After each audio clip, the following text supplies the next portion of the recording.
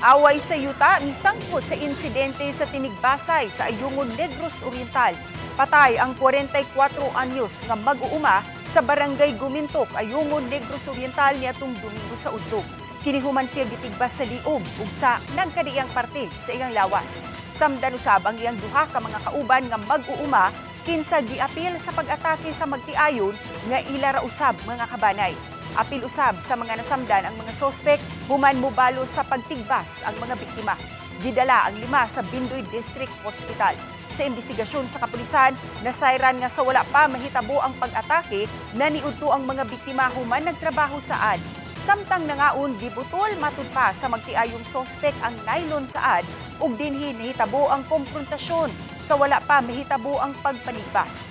Naungdang lang ang Tinigbasay dihang nangalukog ang mga biktima ug mga sospek.